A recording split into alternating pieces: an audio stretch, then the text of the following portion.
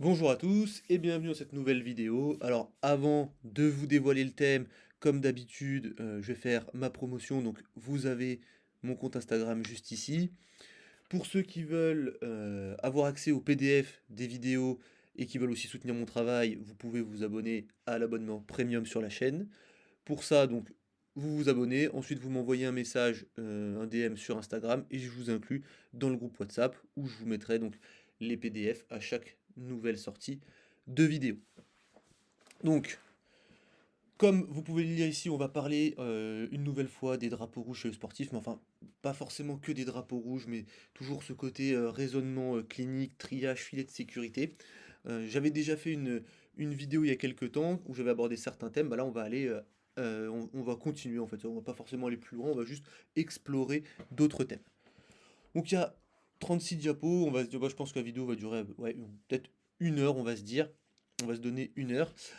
Alors, je vous invite à aller voir cette vidéo si vous ne l'avez pas vue. Pourquoi? Parce que justement, elle explique un petit peu toute ma vision des choses par rapport à la kinésithérapie sur justement le triage clinique, le filet de sécurité, comment on doit ajuster notre niveau de vigilance par rapport aux patients qu'on a en face de nous. Voilà. Donc, c'est une vidéo qui me semble importante. Et j'ai déjà fait une vidéo du même style que j'ai faite aujourd'hui, où en fait c'était des cas chez c'était des cas cliniques de sportifs qui avaient une pathologie sous-jacente qui devait être examinée par un médecin ou qui nécessitait des examens complémentaires. Dans cette vidéo-là, donc vous la retrouverez rapidement, elle est sortie cette saison. Cas clinique, on en a 4 avec de la neuro, avec un syndrome de la queue de cheval chez un sportif, dont le parcours de soins est particulièrement douteux, on va dire. Donc c'est intéressant pour voir les erreurs et du coup ne pas les faire. Une myélopathie cervicale, une fracture et une infection. Donc voilà, des choses au niveau lombaire et un au niveau cervical. Et aujourd'hui, on va voir d'autres types d'atteintes inflammatoires et vasculaires. Juste avant, avant de passer au cas clinique, je voulais vous montrer cette diapo. Donc en fait, ici, on a un cas, en fait, je vous parle de patients qui peuvent s'améliorer de manière transitoire et j'avais pas mis les références et en fait, on a des patients, comme je disais, qui s'améliorent de manière transitoire, mais qui ont une pathologie grave sous-jacente, d'accord? Et ça, c'est hyper important de savoir que ça existe et c'est pas parce que vous arrivez à obtenir une amélioration de la douleur, après une séance, qu'en fait, ça veut dire que le patient, il n'a pas quelque chose de grave.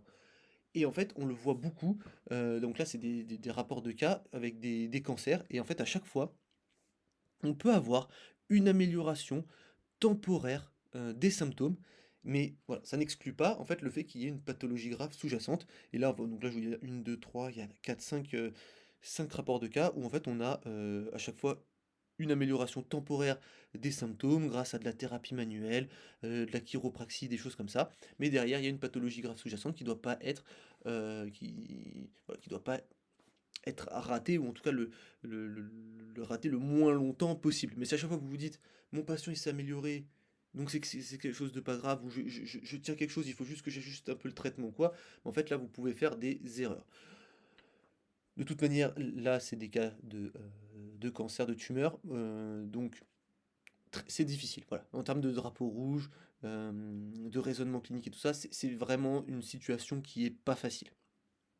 Mais juste, voilà, un patient qui s'améliore, il revient, il a la même douleur, il s'améliore après la séance, il revient, il a la même douleur. Bah, en fonction du contexte, on peut se dire, il y a peut-être quelque chose à aller voir. Et donc là, on va attaquer avec notre premier cas clinique. Alors, celui-là, je l'ai pas forcé j'ai pas, les autres, je les ai un peu storytellés. Celui-là, pas vraiment. Il est pas facile, mais on va le lire ensemble et on va voir un petit peu, réfléchissez en même temps, vous de votre côté. On aura le diagnostic à la fin. Le but n'étant pas de trouver le diagnostic, ça on en a rien à faire, sauf si vous êtes médecin et que vous regardez la vidéo. Si vous êtes kiné, ostéo, on s'en fiche de trouver le diag. Nous, ce qu'on veut, c'est quels éléments dans ce cas clinique nous font dire peut-être que ce patient n'est pas un candidat à la prise en charge en kinésithérapie ou pour une thérapie manuelle quelconque. Donc, on a un homme, à chaque fois là, ça va être des cas chez notamment le sportif. Comme j'avais dit dans cette vidéo-là, en fait, il y a des personnes qui pensent que le triage ou ce rôle de filet de sécurité ou les drapeaux rouges, en fait, c'est pas important pour eux parce qu'ils ont une patientèle essentiellement sportive. Et en fait, bah non, les sportifs peuvent aussi avoir des problèmes. Alors peut-être ils auront moins de certains facteurs de risque, comme par exemple cardiovasculaires ou des choses comme ça, mais ça ne les empêche pas d'avoir d'autres pathologies et ça n'empêche pas aussi d'avoir des atteintes du système vasculaire quand même. Et on le verra notamment dans cette vidéo. Mais pareil, ça ne les immunise pas contre des infections, des fractures, des syndromes de la queue de cheval. Voilà. Donc là, on a un homme de 50 ans qui vient dans un cabinet de chiro du sport pour des douleurs bilatérales progressives du pied et du talon d'installation insidieuse. Donc là déjà, juste dans cette première phrase, on a déjà des petites choses qui viennent, voilà, qui peuvent venir un petit peu éveiller notre niveau de suspicion. Pourquoi? Bah déjà des douleurs bilatérales. Quand on a des douleurs au pied ou au talon, on va mettre tendinopathie d'Achille ou fasciapathie plantaire ou des choses comme ça. On va dire que en général, ça va être plutôt unilatéral et que dès qu'on a une apparition bilatérale, enfin dès qu'on a une atteinte bilatérale, que ce soit au niveau des membres supérieurs ou inférieurs, eh ben, il va falloir se poser des questions. Est-ce que c'est vraiment en lien avec une structure musculo-squelettique, un tendon, une aponévrose ou quoi? Ou est-ce qu'on est plutôt peut-être sur une origine un peu plus haute, par exemple au niveau lombaire pour des douleurs dans les membres inférieurs ou au niveau cervical pour des douleurs dans les membres supérieurs? L'installation insidieuse, alors toujours ce mot-là, voilà, quand c'est d'apparition progressive, voilà, toujours cette question à se poser. On peut suspecter des choses inflammatoires. Pas forcément, mais vraiment, voilà, ce terme-là, quand on le voit, on va dire, dans les cas typiques, on peut nous évoquer certaines choses inflammatoires. Les symptômes, ils ont débuté 8 mois auparavant, à la suite d'un séjour au ski d'une semaine, et le patient, il s'autodiagnostique une tendinopathie du tendon d'Achille. Donc là, ce qui est intéressant, c'est que 8 mois auparavant, on a peut-être une explication mécanique, voilà, quand en général un patient qui part au ski peut pendant plusieurs jours avoir une activité beaucoup plus importante que ce qu'il fait, surtout sur une activité qu'il fait pas forcément, ça peut expliquer de manière mécanique une augmentation des douleurs. La douleur, elle est localisée au niveau de la face postérieure du calcanéum et l'insertion au niveau de l'insertion distale du tendon d'Achille. Là, vous avez mis une photo de l'étude. Et avec une irradiation partielle vers la voûte plantaire médiale et le premier orteil. Donc on a une irradiation au niveau du pied, et au repos, la douleur, elle est faible, voilà, avec une augmentation de cette douleur à la palpation. Les deux pieds sont concernés, un peu plus marqués du côté droit. Bon, voilà, rien de fou jusqu'à présent. Les anti-inflammatoires et l'évitement des activités ou de certaines chaussures qui peuvent augmenter les douleurs, ça soulage partiellement les symptômes. Pas d'antécédents traumatiques, et le patient il a arrêté le hockey en raison d'une prééminence douloureuse à l'arrière du talon, responsable d'un inconfort croissant lors du patinage. La douleur elle est également exacerbée par le golf, mais absente lors de la musculation, du cyclisme ou de la planche à voile. Alors le golf justement, il met ça sur le compte de ses chaussures. Voilà. L'anamnèse générale, elle est pauvre, voilà, pas d'antécédents personnels ou familiaux d'arthrite, de lombalgie, de troubles oculaires ou digestifs. Donc pourquoi? Donc arthrite pour les problèmes inflammatoires, lombalgie, pareil, si on a, il y a quelqu'un dans la famille qui a une lombalgie, notamment de type inflammatoire, bon bah voilà, il y a plus de risques d'en avoir une. Et troubles oculaires et digestifs, parce que quand on pense, par exemple, si on pense à la spondylarthrite axiale, qui donne des douleurs, donc douleurs inflammatoires au niveau du bas du dos en général, voilà, c'est des personnes qui vont avoir des problèmes oculaires de type uvéite ou des problèmes digestifs avec des pathologies inflammatoires au niveau du système digestif justement. Il prend pas de traitement, ne fume pas de modification alimentaire récente, et à l'examen on observe une augmentation de volume marqué du calcanéum postérieur droit, très douloureuse à la palpation. Le premier hallux droit est rouge, le bord médial du pied chaud avec une peau plantaire squameuse et un ongle épaissi. Et là du coup, on a quand même des indices qui, voilà, il n'y a pas de raison d'avoir l'hallux qui est rouge dans un cas de tendinopathie d'Achille ou des choses comme ça. Et par contre, dans les pathologies inflammatoires, même si on part par exemple sur une spondylarthrite axiale qui peuvent avoir des manifestations périphériques, on peut avoir un gonflement au niveau des doigts ou au niveau des orteils, ce qui est possiblement le cas chez ce patient. En plus de ça, là on a voilà, une peau qui change un petit peu d'aspect, on appelle ça, ouais, ok, squameuse, et un ongle qui est épaissi. Et donc cette peau squameuse, hein, c'est la peau qui pèle, hein, avec des morceaux de peau qui partent, et ça en général, bon bah voilà, ça peut faire penser par exemple à un psoriasis. Les mobilités actives, passives et contre-résistance de la cheville et du pied sont complètes et indolores. Le seul test reproduisant la douleur est le squat unipodal qui augmente la pression au niveau du tendon d'Achille et de la cheville. Et bon, ce test met également en évidence une instabilité du membre inférieur avec valgus du genou, rotation interne du tibia et hyperpronation du pied. Sur un tableau clinique, avec tout ça, et cette apparition voilà, insidieuse, bilatérale et tout ça, c'est peut-être pas la première chose à aller regarder. Là, avec notamment l'aspect de la peau,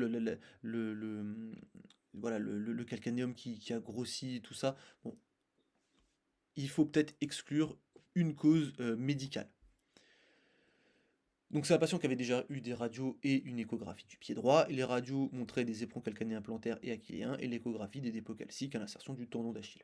Le diagnostic initial, c'était arthrose et bursite rétrocalcanéenne aiguë.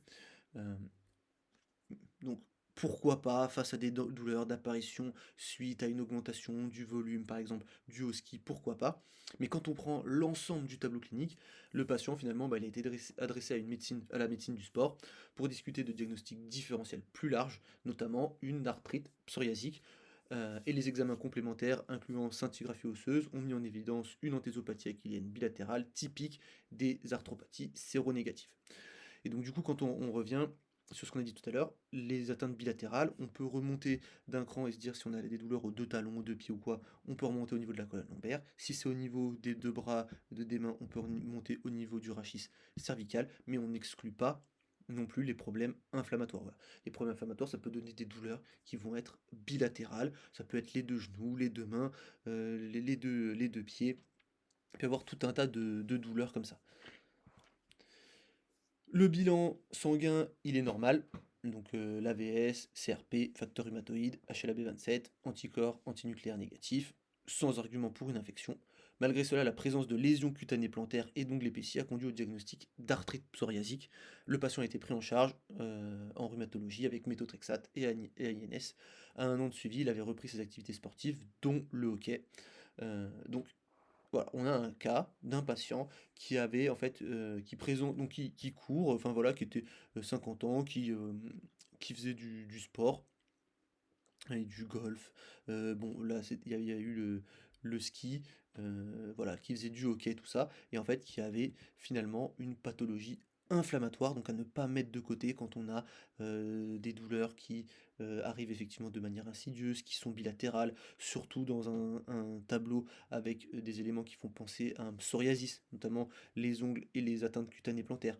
Là, le patient, ça aurait pu traîner parce qu'en général, quand c'est des arthrites, enfin, on va dire une pathologie inflammatoire séronégative, ça existe avec par exemple la polyarthrite rhumatoïde, ça existe dans la spondylarthrite axiale, et ben en général, vu qu'il n'y a pas les marqueurs sanguins, et ben on peut exclure le diagnostic, alors qu'en fait, ça ne l'exclut pas, hein.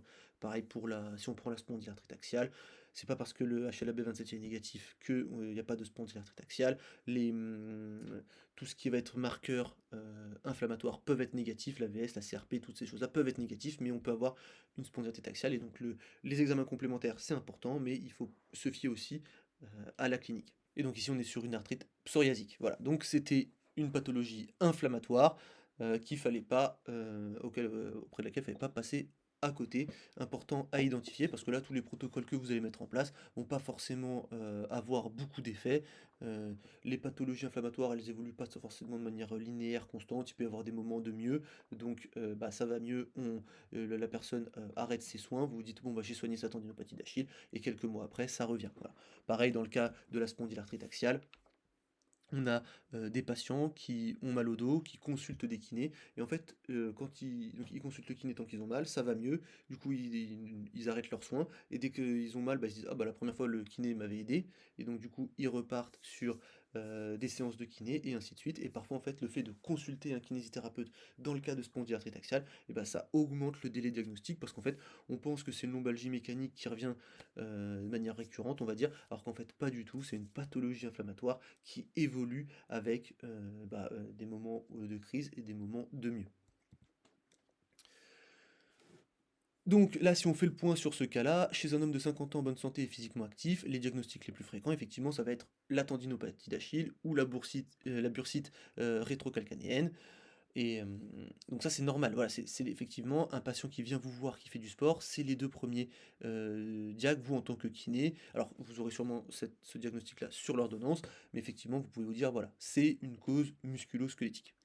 Maintenant, quand est-ce qu'on va envisager une cause systémique? Voilà. Parce qu'on peut avoir un tableau compatible avec une atteinte mécanique, mais on peut avoir d'autres diagnostics qui doivent être considérés parce que le contexte et le patient fait que, enfin voilà, l'anamnèse, on a des indices qui nous font que il y a ça qui est apparu. Symptômes généraux, donc fièvre, fatigue, perte de poids, perte d'appétit, patient qui se sent tout simplement mal. Voilà, c'est pas normal de se sentir épuisé ou de se sentir de manière générale en mauvaise santé juste avec quand on a une tendinopathie d'Achille. Voilà. Je dis pas que la tendinopathie d'Achille ne peut pas influer sur l'état psychologique de la personne. Voilà, si c'est une personne qui adore courir, c'est une forme d'exutoire d'aller faire du sport et qu'elle ne peut plus en faire, effectivement, ça va avoir des répercussions. Mais voilà, si on a des suées nocturnes ou des choses comme ça, bon là, normalement, c'est pas censé causer ça, une tendinopathie d'Achille. Les raideurs matinales, voilà, qui sont assez longues. D'accord, en général, on dit une demi-heure, plus d'une heure. Une élévation des marqueurs de la phase aiguë, bon là, c'est tout ce qui va être plutôt qu'est-ce qui va se voir à la prise de sang, comme on a vu tout à l'heure. Aggravation des symptômes malgré la modification des activités, donc c'est le patient qui vous dit qu'il a une douleur qui semble donc mécanique. Vous dites voilà, bon bah il y a eu une augmentation du volume de travail ou une augmentation de l'intensité ou quelque chose qui peut expliquer ça, on adapte et ça continue d'empirer. Voilà. En fait, voilà, ça répond pas forcément à la modification de la contrainte mécanique. Voilà, une douleur mécanique très basique, on va dire, très classique comme elle est décrite, c'est j'augmente l'intensité sur la zone douloureuse, la douleur va augmenter. Je coupe, ça va aller mieux. Voilà. En gros, ça va répondre comme ça. Là, c'est on coupe et ça continue d'empirer. C'est pas normal. Tendinopathie d'Achille, si vous arrêtez de vous entraîner, bah en fait, vous allez avoir une diminution de la douleur. Alors que si, enfin, en fait, vous allez avoir une diminution de la douleur au moment où vous allez arrêter. Si vous reprenez effectivement d'un coup, ça va vous faire mal. Mais voilà, en gros, c'est je fais trop vite, trop fort, ça va me faire mal. J'arrête complètement dans les activités de la vie quotidienne, j'ai pas mal. Là, c'est bon bah, admettons, la personne arrête tellement elle a mal, hop, et puis ça continue, la douleur continue d'augmenter. Absence de mécanisme lésionnel identifiable. C'est une douleur qui s'installe alors qu'il n'y a pas vraiment de raison apparente pour qu'elle apparaisse. C'est-à-dire que on va se retrouver une nouvelle fois avec un patient qui va vous dire ouais, j'ai mal au tendon d'Achille, mais j'ai pas changé de technique de course, j'ai pas changé de mon volume d'entraînement, j'ai pas changé mon intensité, je fais comme d'habitude, et là d'un seul coup j'ai mal. Il n'y a pas eu de traumatisme, il n'y a rien eu. Alors après, c'est toujours compliqué parce que le patient, il va pas forcément vous dire qu'il n'y a pas. Même pour lui, pour que ce soit peut-être cohérent, il va se créer une histoire. Il va vous dire, ah oui, mais en fait, peut-être que dans le même temps, j'ai fait ça. Donc, ça va être difficile. Surtout si la personne, elle vient vous voir des mois et des mois après. Admettons, là, elle vient vous voir 8 mois après le début des symptômes. Peut-être qu'il y a des choses dans son esprit qui vont se mélanger un petit peu pour créer une histoire cohérente justement, et qui va vous donner, en fait, un mécanisme lésionnel identifiable, mais qui n'est pas vraiment le mécanisme lésionnel qui a provoqué les symptômes, parce qu'en fait, il n'y en a pas, tout simplement. Mécanisme non proportionnel à la sévérité des symptômes, voilà, donc là, ça peut être une douleur qui apparaît de manière très forte, mais qui n'est pas proportionnelle en fait à ce qui s'est passé, d'accord? Je vais marcher peut-être un peu plus longtemps que d'habitude, et là, je suis rentré, et peu de temps après, j'ai des douleurs énormes. Voilà, il y a pas de ça explique pas forcément. Ou alors je fais la même marche que d'habitude, et là, d'un seul coup, les douleurs sont incroyables. Donc, voilà ce qui peut nous faire penser à une cause systémique, contrairement à la cause plutôt musculo-squelettique, où j'en fais un peu plus, j'ai un peu plus mal, j'en fais un peu moins, j'ai un peu moins mal. Classiquement, on va dire. On va caricaturer. Élément clé du cas clinique, donc la douleur elle est reproduite à la palpation de l'antenne du tendon d'Achille, la douleur est aggravée lors d'un squat, donc ça peut faire penser justement toujours à un problème de tendinopathie d'Achille, mais la présence de lésions cutanées, les atteintes des ongles et la dactylite, donc le gonflement de ce premier orteil, bon là bah, ça a permis de suspecter une spondylarthropathie séronégative parce que les marqueurs inflammatoires sanguins sont négatifs. Donc ils sont partis sur une arthrite psoriasique qui a été prise en charge par méthotrexate et anti-inflammatoire, et du coup la personne a pu reprendre ses activités. On peut parier que si vous faisiez une remise en charge progressive sur la zone, que ça n'aurait pas amélioré beaucoup la personne, voilà. Indépendamment de l'évolution naturelle de la pathologie. Et donc, si vous voulez donc si vous voulez savoir si votre patient il a potentiellement ça, vous voulez communiquer avec les médecins, pareil, on a les critères CASPAR. Donc en général pour les pathologies inflammatoires, voilà, ça marche par sorte de critères. On a des critères aussi par exemple pour la spondylarthrite axiale, voilà. Donc vous avez 5 critères, très simple. Est-ce qu'il y a du psoriasis actuel ou est-ce qu'il y en a eu un auparavant? Est-ce qu'il y a une atteinte des ongles? Est-ce qu'on a une présence ou non de facteurs rhumatoïdes? Est-ce qu'on a une dactylite? Et est-ce qu'on a la présence d'une de formation osseuse à la radiographie? Et donc là, c'est positif. Ici, il faut en compte un point si les facteurs rhumatoïdes sont négatifs. En gros, c'est pour exclure une polyarthrite rhumatoïde. Et en gros, chaque critère vaut un point, sauf s'il y a un psoriasis actuel, ça en vaut deux. Et si vous totalisez 3 points, bon bah, votre patient, il y a une forte chance qu'il ait une arthrite psoriasique. Voilà. Donc ça, vous pouvez le connaître. Pareil, ça ne vous sert pas, vous, de diagnostic. Est-ce que ça... Voilà, vous dites, mon patient, il a ça, ça, ça. Je vais regarder mes critères. Il y en a 3. Potentiellement, c'est ça. Donc ce que je vais faire, bah, je vais faire un courrier pour le médecin, hein, qui va sûrement l'envoyer ensuite chez un rhumatologue. Tout simplement. Mais voilà, c'est des petits critères qu'il faut connaître. On met à l'anamnèse déjà, on regarde si on a des choses qui peuvent nous évoquer une cause systémique. Si oui, ensuite on peut regarder les critères, on voit, et s'il y a 3 ou plus, bon bah on peut se dire il y a une arthrite psoriasique. C'est pas à vous de poser le diagnostic comme d'habitude, mais vous pouvez le noter, courrier au médecin qui l'enverra sûrement vers un rhumatologue qui posera lui le diagnostic ou non. Là c'est l'instant promotion pour ma formation, donc c'est pour la détection des drapeaux rouges, améliorer son raisonnement clinique, son triage, son rôle de filet de sécurité face à un patient qui a une lombalgie. Donc en fait l'idée, c'est donc il y a plusieurs modules, et en fait l'idée c'est à la fin de cette formation être capable, quand on reçoit un patient qui a une lombalgie, de se dire cette lombalgie, il y a plus de chances pour qu'elle soit pour moi, ou il y a plus de chances qu'en fait qu'elle ne soit pas pour moi. Avoir un niveau de suspicion en adéquation avec les signes et symptômes de notre patient et de prendre des décisions par rapport à justement à ce niveau de suspicion et à la présentation clinique du patient. C'est réparti en 4 modules et vous voyez dans le module 4 on voit notamment les pathologies inflammatoires et on voit la spondyarthrite axiale, alors radiographique et non radiographique. Donc la radiographique, c'est ce qu'on appelle la spondyarthrite ankylosante. Voilà, donc on a tout un module sur les pathologies inflammatoires. Mais voilà, il y a plusieurs modules. Il y a aussi un module vasculaire qui va nous intéresser notamment, parce que juste après, on va parler des pathologies vasculaires dans les cas cliniques. Vous avez un petit indice comme ça. Bientôt, alors bientôt, j'ai tourné jusque... Donc ça c'est la même chose, mais pour les cervicalgies. Donc un peu plus de contenu. J'ai tourné jusqu'ici, donc il me manque ces derniers modules, ces dernières parties à faire. Le contenu en fait est bien plus important parce que j'ai dépassé la moitié, mais j'ai déjà en termes d'heures, j'ai le même contenu quasiment que cette formation-là. Et en gros, pour toutes les personnes qui auront acheté la partie, la formation sur les drapeaux rouges et lombalgie, si vous l'avez acheté avant la sortie sur les drapeaux rouges et la cervicalgie, ben vous aurez un prix avantageux si vous voulez vous procurer la partie cervicalgie. De toute façon, je vous dirai ça en temps et en heure et je vous dirai comment procéder pour avoir accès à cette réduction. C'est pour vous remercier tout simplement de votre confiance. Il n'y a pas d'aide, donc des PC ou FIFPL ou des choses comme ça. Donc c'est un investissement plein de votre argent. Donc j'essaie voilà, de vous remercier de votre confiance du mieux que je peux. Si vous hésitez à l'apprendre, que vous vous dites est-ce que ça va me servir, quel est le contenu qu'il y a dedans, vous avez cette vidéo-là, il y a 1 heure sur le pourquoi j'ai fait cette formation, à qui elle s'adresse et qu'est-ce que vous allez retrouver dedans. De toute manière, vous avez le lien dans la description vers la page de vente, et sur la page de vente, pareil, vous avez encore une fois un résumé de ce qu'il y a.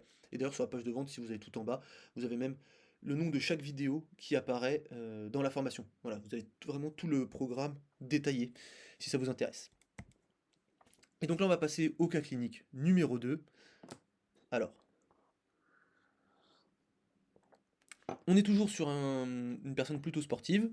Là, c'est un homme de 28 ans, sans antécédents médicaux notables, qui commence un programme intensif de CrossFit. Il s'entraîne. Alors, juste une chose, celui-là, à partir de là, j'ai commencé à storyteller un petit peu les cas cliniques voilà, pour qu'il y ait une trame de fond, que ce soit un petit peu plus facile à aborder, à appréhender. De toute façon, vous avez les références à chaque fois. Par exemple, pour le précédent, c'est cet article-là. Allez lire les articles, voilà. Il peut y avoir des petites différences entre ce que je vais vous dire là et l'article.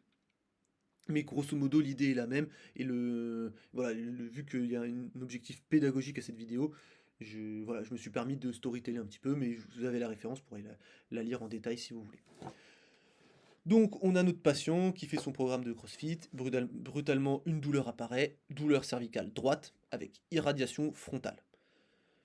Bon, déjà, douleur cervicale avec des douleurs faciales frontales, toujours se poser un petit peu la question de qu'est-ce que c'est? Pourquoi en général, nous, les patients qui viennent nous voir, ils ont des douleurs au cou, qui ont plutôt tendance à descendre dans les bras, pourquoi pas, pas forcément qui irradient au niveau frontal.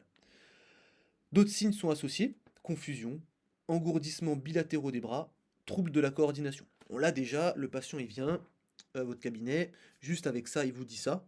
Là, vous vous dites, c'est pas pour moi, hein. Logiquement, là, je pense qu'on est tous d'accord, on réfère.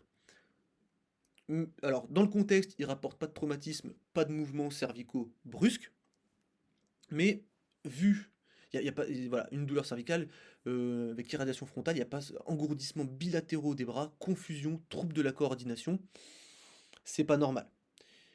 Je ne vais pas vous donner d'indice pour le moment, mais à quoi vous pouvez penser? Ça vous fait penser à quoi tout ça? Première évaluation, tout semble rassurant, il va dans un centre, il va aux urgences en gros, voilà, l'examen neurologique est décrit comme normal, patient conscient, orienté, aucun déficit neurologique objectivable. C'est marrant parce que du coup, il y avait quand même des engourdissements bilatéraux des bras. Mais bon, voilà. Aucune imagerie n'est réalisée, le patient il est renvoyé à domicile. À ce stade, rien n'est objectivé à l'examen, malgré des symptômes atypiques. Ouais, les symptômes qui font un peu peur si le patient il vient vous voir au cabinet. Et là, vous remarquez une chose, le patient est rentré chez lui. C'est un patient, ça, qui peut se voir prescrire, si tout est normal, des séances de kiné. Là, vous avez mal au cou, vous faites du crossfit, bon, ben, on va vous envoyer chez le kiné. Et là, vous, c'est là que vous avez le rôle justement de filet de sécurité, de suivre ce patient et au moindre truc bizarre, vous le renvoyez chez le médecin ou aux urgences. Après, c'est où on est dans la situation. Le temps qui passe et les symptômes qui évoluent. Et des symptômes qui évoluent, notamment qui s'aggravent, ça, voilà, parce que ça peut évoluer dans le bon sens, mais si ça évolue dans le mauvais sens, en général, on n'aime pas trop ça, hein. Les douleurs mécaniques, nous, ce qu'on voit, normalement, on voit des patients qui vont bien, entre guillemets, hein. L'histoire naturelle fait que, normalement, la douleur va finir par passer. Donc, c'est des patients qui s'améliorent. On n'aime pas trop quand un patient, il s'aggrave. Donc, au cours des deux semaines suivantes, la situation s'aggrave, malheureusement. Il consulte, donc cette fois-ci, il va aux urgences. Alors là, oui, c'est les urgences parce qu'ici, c'est pas des urgences, c'est les centres de soins urgents. Donc voilà, on est pris en charge rapidement, mais ils gèrent pas les urgences vitales ou les choses comme ça. Là, il va vraiment aux vraies urgences, entre guillemets. Et à l'examen, on a dysarthrie, légère paralysie du regard droit, donc peut-être une difficulté à bouger le regard du côté droit. Ça peut être une atteinte d'un nerf crânien, par exemple. Dysmétrie droite, donc là, c'est pour les troubles de la coordination notamment à droite, paralysie faciale droite et signe de syndrome de Horner, donc ptosis, la paupière qui tombe, myosis, la pupille qui est rétractée, et l'énophtalmie, donc l'œil qu'on a l'impression qu'il est plus enfoncé dans son orbite. Et donc là, ils se disent, code AVC est déclenché, et là, on a l'imagerie qui change le cadre du patient. Le scanner cérébral montre un infarctus cérébelleux latéral gauche, d'âge indéterminé. L'angiographie par scanner évoque une dissection de l'artère vertébrale droite. L'IRM et l'angiographie par IRM confirment multiples zones d'infarctus, ralentissement, voire absence de flux sanguin dans l'artère vertébrale droite. Donc, on a une atteinte d'une artère vertébrale qui a provoqué un infarctus cérébelleux. Et donc, voilà, le patient il est passé à côté du bon diagnostic la première fois qu'il est allé se faire évaluer. Donc là, on est sur une pathologie vasculaire où on a une atteinte de l'artère vertébrale. Donc il a été traité. Bon là, vous avez toute la suite au niveau urgence vitale. On va pas, c'est pas nous l'aspect qui nous intéresse le plus. Ouais, il y a plusieurs portions de l'artère qui ont été touchées. Et une fois toute la prise en charge, l'évolution devient favorable, régression progressive des symptômes, extubation, prise en charge en rééducation ambulatoire, à distance, récupération satisfaisante, déficit neurologique résiduel minime. Donc on a un patient qui consulte une première fois, les personnes passent à côté, et tout a l'air normal, il rentre chez lui, et puis en fait son état se dégrade, et finalement en fait il avait une dissection de l'artère vertébrale. Si on regarde cette revue systématique, le vertige, les étourdissements, les céphalées, la douleur cervicale constituent les symptômes de présentation les plus fréquents donc dans les cas d'artère vertébrale où on a une dissection. Donc, douleur cervicale et céphalée, c'est des patients qu'on peut retrouver au cabinet, hein. Dès que c'est des symptômes de douleur en fait qui peuvent apparaître, les patients, vous allez les retrouver au cabinet. Pareil, la myopathie cervicale, il y a plein d'atteintes différentes. Les patients, ils vont marcher bizarre, ils vont perdre en dextérité et tout ça. Mais ce qui fait qu'ils peuvent se retrouver chez vous, c'est que en fait, ça donne des douleurs au niveau cervical et des douleurs dans les bras, les épaules ou des choses comme ça. Donc il faut connaître et être vigilant. Vous avez vu, là, il n'y a pas eu de traumatisme. Alors après, il y a du port de charge lourde avec le crossfit. Ça fait partie de certains facteurs de risque, mais parfois c'est totalement idiopathique. Et ça touche des personnes qui peuvent être jeunes. Et voilà, c'est une cause d'AVC fréquente, entre guillemets, chez les jeunes, les dissections des artères vertébrales, pourquoi pas carotidiennes. Et donc là, vous avez les signes, donc notamment les douleurs, voilà, parésie faciale, ptosis, bon, le syndrome de Horner.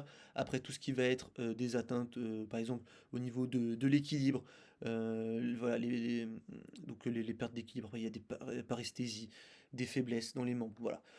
Et donc on voit que c'est des patients qui peuvent déclarer des douleurs cervicales, mais aussi faciales, pourquoi pas, ouais, faciales frontales. Donc ça c'est pour les dissections de l'artère vertébrale, et ici ça c'est pour les dissections de l'artère carotidienne, parce que les deux peuvent être touchés. Et donc vous avez l'étude ici, donc on pourrait traduire par un entraînement inoubliable ou un entraînement mémorable, voilà, j'aime bien le nom. Euh, donc pareil, si vous voulez aller le lire, vous tapez, je crois que c'est en accès libre, vous tapez le nom sur Google et vous tomberez dessus. Petite promotion encore, donc je vous rappelle, je propose certains services en ligne. Donc il y a les accompagnements pour la douleur, donc si vous êtes alors, notamment un sportif, mais pas que. Si vous êtes sportif, surtout la musculation, mais pas que, on peut faire, vous pouvez me contacter sur mon adresse mail juste ici, m'envoyer un petit message, je réponds à tout le monde.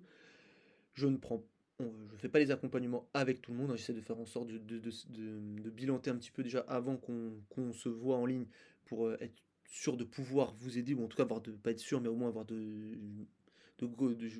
potentiellement je peux me dire j'ai de grandes chances de pouvoir vous aider. Donc dans ce cas, vous m'envoyez un message, je réponds à tout le monde comme je viens de vous le dire, et là je recommencerai à ouvrir les accompagnements à partir de début janvier, je pense. Et pareil pour les entretiens kiné étudiants, vous m'envoyez un message, et en fait on peut discuter pendant voilà, 1 heure 30 sur des choses en rapport avec les soins musculo-squelettiques. S'il y a voilà, s'il y a des vidéos qui vous ont plu, il y a des sujets spécifiquement que vous voulez qu'on aborde, on peut même réfléchir autour de certains patients à vous. Voilà, vous m'envoyez un message, vous me dites quels aspects des soins musculo-squelettiques vous voulez traiter, et moi derrière je prépare un PDF et on discute ensemble de ça. Le PDF, je vous le donne, toujours pareil avec les références, tout ce qu'il faut.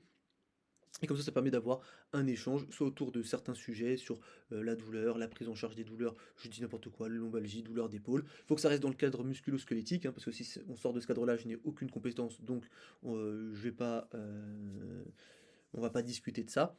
Et voilà, et ça s'adresse aux étudiants ou aux kinés. Et donc si un de ces services vous intéresse, bah, n'hésitez pas à m'envoyer un mail. On va continuer avec le cas clinique numéro 3. Pareil, story télé, vous aurez la référence à la fin, allez la lire. J'ai adapté en fonction, bon, voilà, pour rendre la chose le plus pédagogique possible. Chapitre 1, donc c'est une ultramarathonienne et sa douleur qui n'en finissait plus. Donc pendant 8 ans, on a une coureuse d'ultramarathon de 45 ans, habituée aux épreuves d'environ 80 km. et qui fait voilà entre à peu près 80 voire plus en termes de kilométrage d'entraînement hebdomadaire et qui vit quelque chose d'incompréhensible. Elle a une douleur à l'effort, puis des engourdissements dans la jambe droite. Puis plus tard, ces engourdissements, ils ont aussi touché la jambe gauche. Au début, les soignants, les professionnels de santé pensent à une simple tension musculaire et elle a donc thérapie du plancher pelvien, massage, acupuncture. Donc là, on peut se poser des questions quant à l'utilité de ça. Voilà, pourquoi enfin, admettons, il y a des tensions musculaires, pourquoi masser? On est toujours dans cette idée de le muscle est tendu, on le masse pour le relâcher. Bon, je sais pas. Bon, en tout cas, voilà, les soins qui ont été proposés, rien n'y fait, étonnant, je ne pense pas. La douleur apparaît en moins de 2 minutes lors d'un effort intense, avec des crampes pouvant toucher la cuisse, le mollet ou le pied. Donc on voit qu'on a quand même un certain trajet. Toujours pendant la course, la randonnée ou la marche en côte, et pourtant cet athlète n'a aucun facteur de risque classique, tabac, hyperlipidémie, diabète. Donc pourquoi ils nous disent ça? Parce qu'effectivement, des douleurs à l'effort, une des premières choses qu'on peut se dire, c'est est-ce que c'est potentiellement, il y a une cause vasculaire? Parce que c'est ce qu'on appelle une claudication intermittente. Elles peuvent être, elle peut être vasculaire, elle peut être neurogénique, et donc du coup il va falloir différencier les deux, notamment en faisant un bilan fonctionnel, c'est-à-dire que on va tester deux choses. Est-ce que c'est l'effort qui déclenche, ou est-ce que c'est la position? Pourquoi? Parce que dans les atteintes de claudication neurogénique intermittente, c'est plutôt la position qui va redéclencher les douleurs, alors que dans quelque chose de vasculaire, ce sera vraiment l'effort, et la position ne changera pas grand-chose.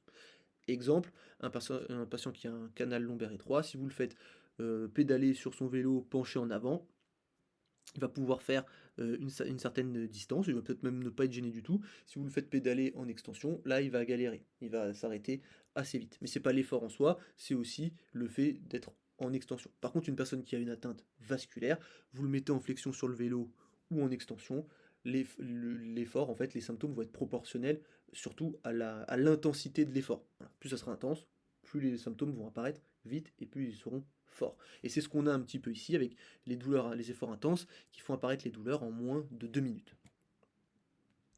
Chapitre 2, le premier signal d'alarme vasculaire. Un jour, elle développe une petite ulcération au bout de l'orteil gauche. Donc dans les cas d'atteinte vasculaire, effectivement, on peut avoir des petites ulcérations, notamment dans le cas d'Aomi. Ah oui, j'ai pas fini ma phrase ici. Mon idée, c'est qu'en fait, on parle de ça. Pourquoi? Parce que dans les atteintes vasculaires, en général, on va se dire, mon patient, il a des facteurs de risque cardiovasculaires, dont tabac, hyperlipidémie, diabète. C'est vraiment ceux qui reviennent le plus souvent. Pourquoi pas, on peut rajouter l'hypertension artérielle, plein de choses comme ça. Mais quand c'est chez des patients sportifs, en général, ces facteurs de risque, en fait, peuvent être absents. D'accord? Donc là, ils sont absents. Et donc, du coup, on se dit, bah, c'est pas vasculaire parce que mon patient n'a pas de facteur de risque. Et en fait, si, ça peut l'être quand même, et donc il faut pas se tromper. Donc il y a cette petite ulcération, mais qui est guérie lors de la consultation. Euh, mais ça va tout changer parce que cette fois-ci, elle va être orientée vers une clinique vasculaire. À l'examen, les poupées d'yeux et tibiaux postérieurs sont bien palpables des deux côtés. Les indices de pression systolique cheville-bras, donc la BPI, la BI, vous appelez ça comme vous voulez, au repos, ils sont normaux, 1,06, 0,96. Donc je vous ai pas mis le tableau de référence, mais en gros, dès qu'on est au-dessus de 0,9 et qu'on est aux alentours de 1, c'est nickel, on va dire. Mais après l'effort, c'est là que tout bascule. Et là, c'est là que c'est important, et c'est là qu'il faut prendre c'est là que le raisonnement clinique rentre en compte. Pourquoi? Parce qu'en fait, là, vous faites votre examen, vous vous dites, tout est normal. Les pouls palpables, de manière bilatérale, tout est nickel. L'indice de pression systolique, la BPI, il est nickel. Mon patient n'a pas d'atteinte vasculaire. Mais en fait, c'est à l'effort que le patient a les symptômes. Donc, c'est à l'effort qu'il faut faire les tests. Donc, on fait faire de l'effort à la personne. Et ensuite, on peut repalper donc, les pouls et voir s'ils sont toujours palpables ou s'ils sont diminués d'un côté, d'un autre. Est-ce qu'il y a une différence? Et là, voilà, la BPI, là, il chute des deux côtés. Et là, on passe sous les 0,9. 0,80 à droite, 0,71 à gauche, et donc là on voit qu'il y a il y a cette diminution. Et on a 5 minutes pour revenir à la normale. Donc peut-être que ça ne vous parle pas. Donc là on est en dessous du seuil des 0,9, donc on va dire que c'est validé. Et on a les 5 minutes pour revenir à la normale. Peut-être que vous dites, ouais, 5 minutes, est-ce que c'est beaucoup, est-ce que c'est pas beaucoup? Donc on peut aller regarder ce qui se dit sur le sujet. L'exercice entraîne une légère diminution de la BPI. Ça, c'est normal. 5% entre les valeurs au repos et les valeurs post-exercice après un exercice sur tapis roulant. chez les patients sains lorsqu'il est mesuré immédiatement après l'arrêt de l'exercice. La pression à la cheville augmente ensuite rapidement et atteint les valeurs d'avant l'exercice en 1 à 2 minutes. Une récupération d'au moins 90% de la BPI à la valeur de base dans les 3 premières minutes après l'exercice a été considérée comme ayant une spécificité de 94% pour exclure une AOMI. Et là, vu que ça met 5 minutes, on est au-dessus des 3 minutes pour atteindre les 90%, donc on peut se dire qu'il y a un problème au niveau vasculaire. Mais le problème vasculaire, là, vous dites pas de facteur de risque cardio, donc potentiellement, ça peut être un problème vasculaire qui n'est pas d'origine athérosclérotique, tout simplement. Il n'y a pas de plaque d'athérome quelque part, parce qu'en fait, c'est une personne qui est en bonne santé ou quoi.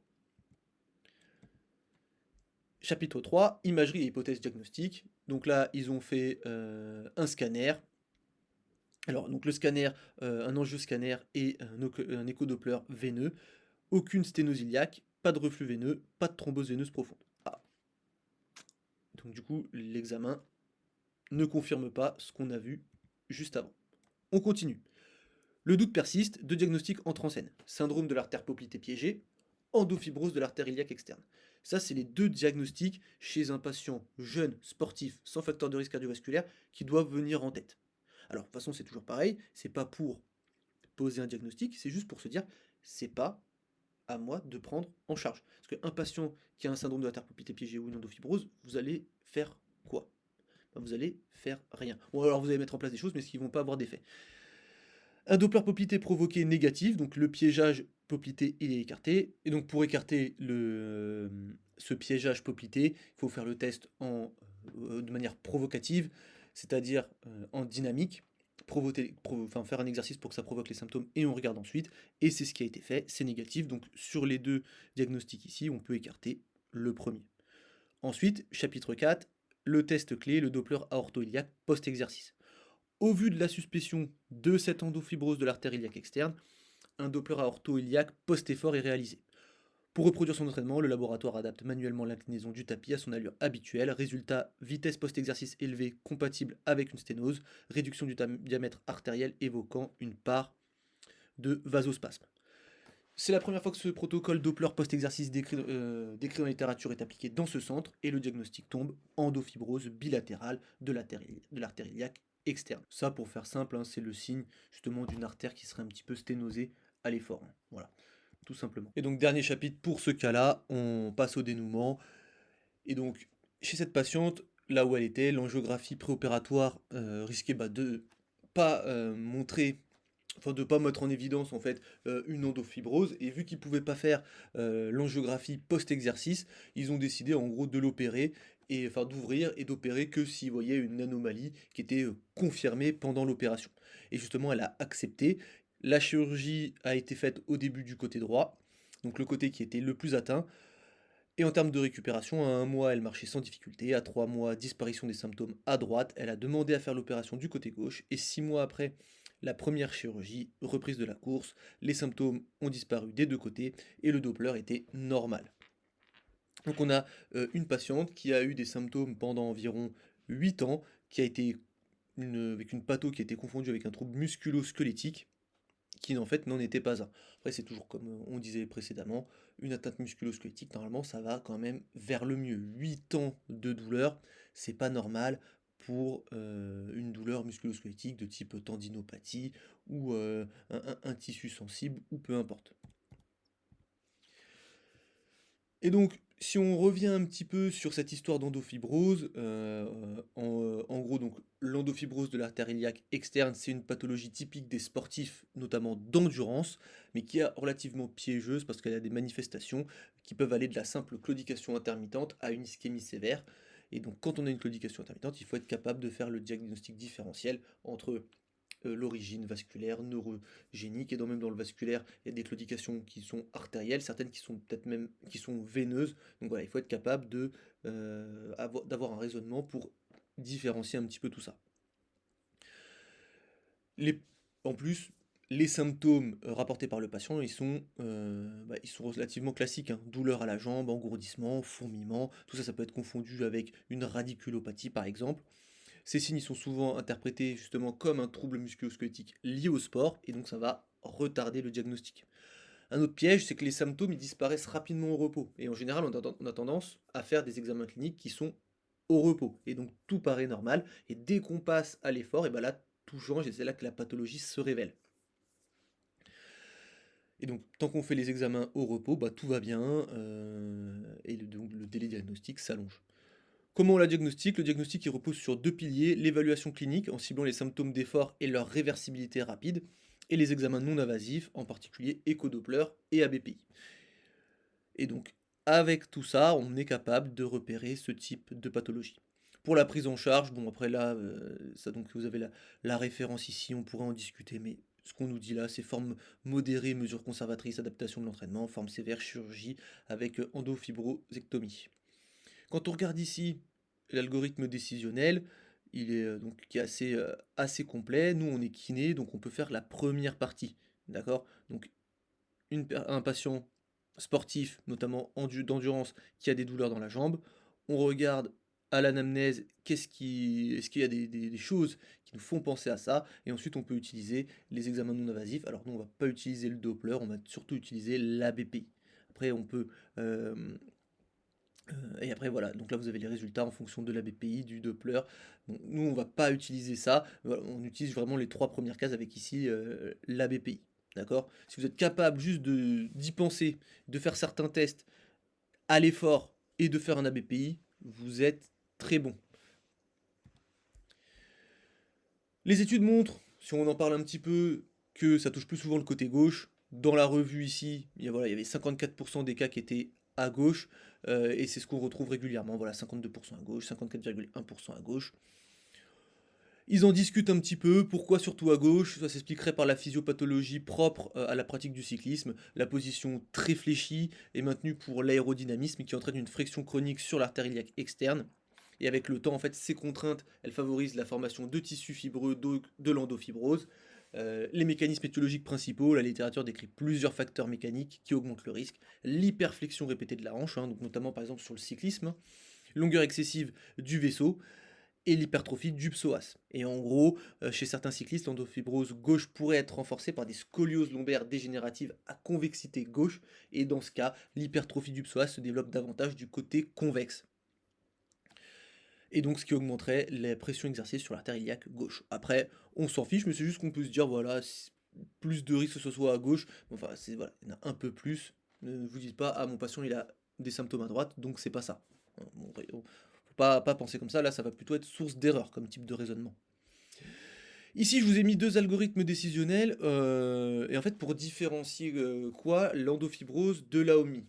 L'AOMI, ça donne, pareil, de la claudication intermittente d'origine vasculaire. Cette claudication, elle peut être typique ou atypique. Mais en fait, en gros, on va avoir l'AOMI et l'endofibrose qui vont donner des claudications d'origine vasculaire, donc notamment à l'effort, mais on ne va pas les retrouver chez les mêmes patients. Si on regarde ici, on est chez des patients, voilà, si le patient il a moins de 50 ans, on va mettre de côté l'AOMI. S'il a plus de 50 ans, on va commencer à réfléchir à l'AOMI. Alors que dans l'endofibrose, on va plutôt se dire voilà, que c'est donc douleur à l'exercice. Ok, ça va plutôt être chez les jeunes, chez les athlètes, voilà, athlètes d'endurance qui font des kilomètres, voilà. Donc deux catégories différentes, deux profils différents de patients. Là, je vous ai fait un petit récapitulatif sur les douleurs.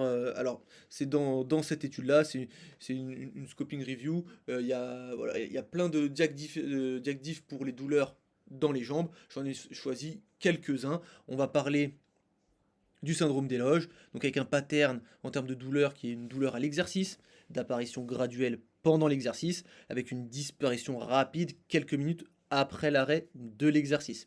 Symptômes, douleurs sourdes, tension, il peut y avoir des paresthésies, il peut y avoir des symptômes notamment neurologiques avec le syndrome des loges, qui vont dépendre en fait de la loge touchée et donc du coup en fonction de la loge qui va être touchée, un nerf va être touché. Voilà, on va avoir le nerf fibulaire profond qui peut être touché. Si on est plutôt sur la loge antérieure, voilà, si on change de loge, on est sur le nerf fibulaire superficiel.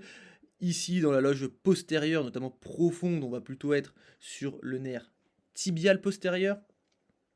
enfin sur le nerf tibial tout court d'ailleurs, sur le nerf tibial, voilà. Donc en fonction de la loge, on va avoir certains nerfs qui vont être touchés. En fait, la pression augmente dans la loge, et dans la loge où il y a le nerf qui passe, ben, le nerf il va être touché. Examen clinique, ben, en fait, on va avoir aucun signe au repos, hein, dans la majorité des cas. On va avoir une sensibilité après l'exercice, et on peut avoir une altération de la sensibilité après l'exercice, donc la présence justement de signes neurologiques qui vont apparaître donc au moment de l'exercice et qui peuvent durer un petit peu après. Là, on va faire des mesures de pression intracompartimentale pour voir si on a des pressions élevées et qui peuvent être le signe d'un syndrome d'éloge. Et l'IRM, on peut l'utiliser, mais plutôt pour exclure d'autres diagnostics. Donc ça, c'est pour le syndrome d'éloge. Là, c'est au niveau du membre inférieur. En général, c'est plutôt au niveau de la jambe. Ça existe aussi au niveau des avant-bras, mais ça existe à plein d'autres endroits. On peut avoir aussi même au niveau de la main, tout ça. Voilà, faut y penser face à des douleurs qui apparaissent à l'effort. Ensuite, on a le syndrome de stress médial tibial et la fracture de stress tibial aussi. Donc on va comparer à chaque fois l'un et l'autre. On peut se dire qu'il y a une forme de continuum entre les deux. Mais en gros, ici, pour le syndrome de stress médial tibial, qu'on a la périostite, on va faire ça. On va dire la périostite et la fracture de stress. Douleur diffuse le long des 2 tiers distaux du tibia pour la périostite. Ici, on a plutôt une douleur localisée sur moins de 5 cm. Persistance de la douleur après l'effort, apparition graduelle pendant l'exercice, douleur mécanique à l'effort et après parfois même au repos. Les symptômes, douleur sourde, pas de symptômes neurologiques. Là, pareil, la douleur elle peut être sourde, mais elle peut être aussi plus vive. Examen clinique, sensibilité diffuse à la palpation, faiblesse, gonflement, douleur localisée à la palpation. Donc le test au diapason va être positif et le hop test aussi, donc en sautant, ça va être positif. Donc en fait, on va avoir des signes clairement de fracture hein, ici. Test, l'IRM utilisé pour exclure notamment une fracture, d'accord. Plutôt pour éliminer plutôt que pour confirmer. Et ici les tests, radiographie, IRM, et même la scintigraphie. Ensuite, si on revient, donc là on est sur une atteinte faciale, d'accord, qui peut toucher le tissu neuro et vasculaire. Ici on est sur le tissu osseux, ici, et là on revient sur du tissu artériel. Donc le syndrome de l'artère poplitée piégée, pattern de douleur, douleur à l'exercice, absence d'antécédents médicaux pertinents, apparition graduelle lors de l'activité, donc typique d'une atteinte vasculaire. Symptômes, douleur sourde, claudication intermittente, et il peut y avoir des signes neuraux comme des paresthésies. Examen clinique, réduction du pouls, perte positionnelle du pouls, absence de signes au repos. Voilà. Donc la réduction du pouls, elle peut être présente aussi au repos, mais en général, elle va plutôt être présente après l'effort. Et absence de signes au repos, comme la plupart des atteintes vasculaires. Hein. Test Doppler, IRM, on peut faire un scanner, un angioscanner, la BPI, test vasculaire utilisé après provocation des symptômes, c'est important. C'est comme on a vu en fait pour l'endofibrose, c'est juste que le piégeage il va avoir lieu à un endroit différent. Voilà, l'endofibrose, on va être sur l'artère en général iliaque externe, et là on va plutôt être sur l'artère poplitée. Voilà, c'est une atteinte à 2 niveaux différents. Les mécanismes vont être un petit peu différents. Là, ça peut être une insertion particulière au niveau musculaire du tissu conjonctif qui vient gêner cette artère, voilà. Et un petit peu plus haut, c'est dû à la friction qui va changer au niveau tissulaire l'artère et qui va créer une endofibrose. Et après on a la radiculopathie, donc là on nous dit que dans les patterns de douleur, bah là c'est pas lié à l'effort, on peut avoir des douleurs au repos, et c'est important vraiment, hein, là c'est pas lié à l'effort, et si on se place sur des sténoses ou des atteintes par exemple dues à des disques, ça va plutôt être positionnel plutôt qu'à l'effort. On va avoir une douleur au dos, une douleur qui irradie, on peut avoir des paresthésies, des faiblesses, hein.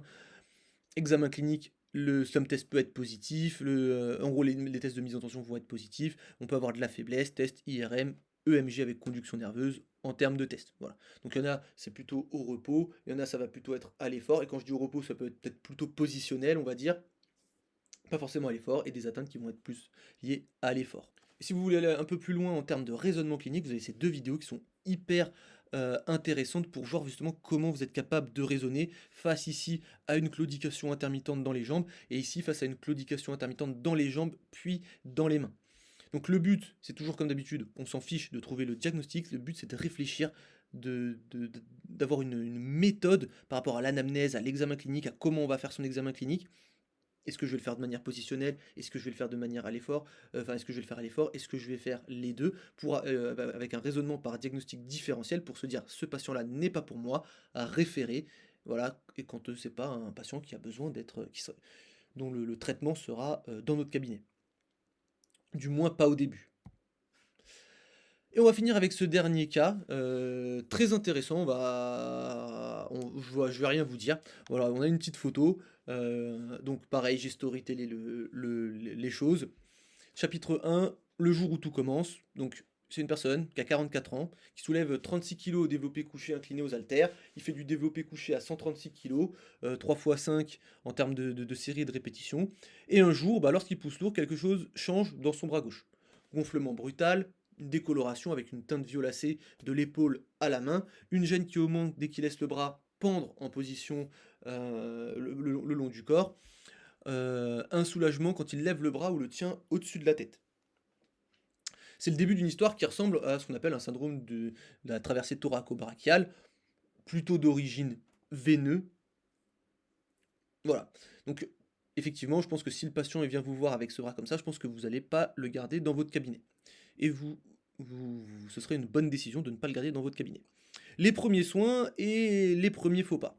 Il va aux urgences, on lui fait le test diagnostique le plus courant donc pour une thrombose veineuse du membre supérieur, donc un duplex veineux en échographie, résultat négatif.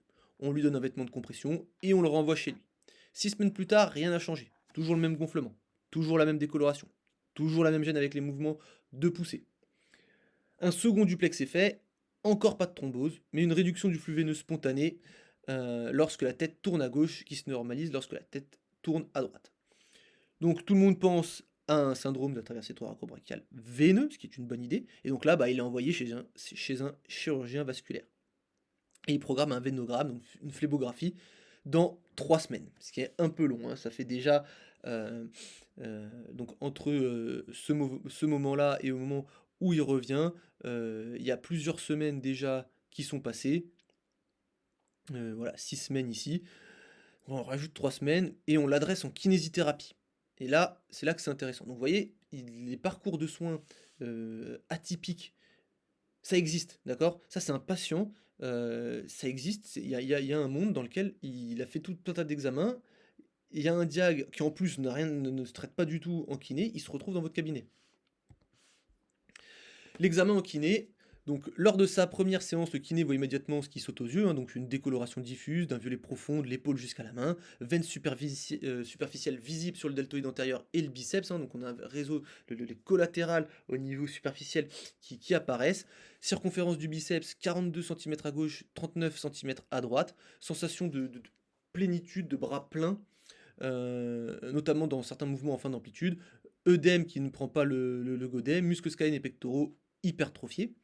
Les tests pour le STTB, Hudson négatif, manœuvre costo-claviculaire négative, test de Wright, diminution de la plénitude après maintien prolongé, test de Rousse, fatigue à 1 minute 8. Ça, c'est tout un tas de tests qu'on peut utiliser pour, on va dire, augmenter ou diminuer son niveau de suspicion. Mais pareil, hein, c'est des tests qui n'ont, en termes de valeur clinique, qui n'ont pas grand-chose, hein. On va dire que positif, on va augmenter son niveau de vigilance, négatif, on va pas conclure à grand-chose.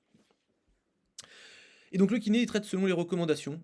Et là, c'est très intéressant. Donc en gros, mobilité costo-claviculaire, pectoraux, scalène, première côte. Et en gros, on se dit quoi? On se dit qu'on a cette veine qui est compressée au niveau de la pince costo-claviculaire ou à d'autres endroits, et qu'on va essayer de venir ouvrir pour que le sang puisse repasser. Avec 4 séances en 2 semaines. Alors ça, je pense que vous l'avez sûrement déjà vu, en tout cas en cours. Oui, un STTB, bah du coup, on vient travailler la pince costo-claviculaire, on vient travailler au niveau tissulaire, le petit pec, ou les choses comme ça ou les scalènes qui vont venir comprimer des choses. Quand c'est artériel, c'est pas pour vous. Quand c'est veineux, c'est pas pour vous. On peut faire ça, si vous voulez, de la thérapie manuelle sur un STTB nerveux. Encore faut-il que il y ait vraiment... voilà, qu'est-ce que c'est un STTB nerveux? Voilà. Est-ce que c'est une radiculopathie mal diagnostiquée? Enfin, voilà. Ok. Donc, en fait, là, qu'est-ce que c'est? Ça me fait penser à une phrase. Ceux qui vous font croire des absurdités vous feront commettre des atrocités. C'est-à-dire qu'en fait, on trouve ça normal de se dire je vais bouger un peu mobiliser des articulations, des os, des tissus, et les veines vont mieux se remplir. Je trouve que c'est une réflexion dangereuse de penser comme ça. Et l'évolution de ce patient le montre. Augmentation de la circonférence jusqu'à 50 centimètres, d'accord? Ok, il était à 42, il est monté jusqu'à 50 centimètres. On voit de la différence entre les deux bras. Veine collatérale superficielle de plus en plus visible, aggravation de cette sensation de plénitude dans le bras. Et lors de la troisième séance, il décrit une sensation nouvelle, une boule ou une sorte de furoncle dans son aisselle. Là, le kiné, il alerte le chirurgien. Le soir même, il écrit qu'il ne peut plus fléchir le coude ni l'épaule. 2 jours plus tard, il revient, mais à la séance, pas aux urgences une nouvelle fois. Et là, tout s'accélère. Chapitre 5, la révélation, un troisième duplex est réalisé, cette fois il n'y a plus d'ambiguïté, il y a une thrombose aiguë totalement occlusive au niveau de la sous-clavière, la veine axillaire, les deux veines brachiales, la veine basilique avec extension dans la veine innominée, et en gros c'est ce qu'on appelle un Paget-Schroeter syndrome, enfin, c'est un syndrome de la traversée thoraco-brachiale veineux, hein, tout simplement. Le tableau typique de la tête qui répète une abduction en rotation externe avec extension, abduction horizontale de l'épaule, hein, qui va mettre en contrainte cette veine, et qui crée des micro-traumatismes répétés avec compression contre le bord médial de la première côte. En gros, on répète un mouvement qui vient mettre en contrainte la veine et donc du coup qui va créer des petites lésions et qui vont favoriser la formation d'un thrombus par exemple. Et pour ceux qui ont fait la formation notamment, il y a une partie où on voit pour les thromboses au niveau du membre inférieur que faut pas se dire que c'est une pathologie sédentaire, d'accord? Il y a une étude que je cite où il y a des différents groupes d'activités et en fait ceux qui en font le moins et ceux qui en font le plus, c'est eux qui ont le plus de risques parce que le faire beaucoup de sport via la déshydratation, la répétition des contraintes, ça peut augmenter le risque de thrombose par rapport à des gens qui en font un peu moins. Donc là, il part au bloc, donc thrombolyse dirigée par cathéter, voilà. Donc angiographie confirmant la décompression résection de la première côte, skynectomie, mise en place d'un cathéter dans la veine cave supérieure avec hospitalisation 12 jours. Voilà, il y a eu en plus une petite complication, un hématome au niveau du site cervical. Il y a un mois, son bras a retrouvé la circonférence de base plus la sensation normale et seul manque les dernières amplitudes d'épaule. À 5 mois, il travaille à temps plein comme conducteur de camion, n'a aucune limitation, plus n'a pas encore repris le soulevé de charges lourdes. Donc voilà, on a un cas, une nouvelle fois, d'un patient qui a quelque chose de grave hein, et qui se retrouve une nouvelle fois dans votre cabinet parce que bah, il y a eu des problèmes au moment du triage.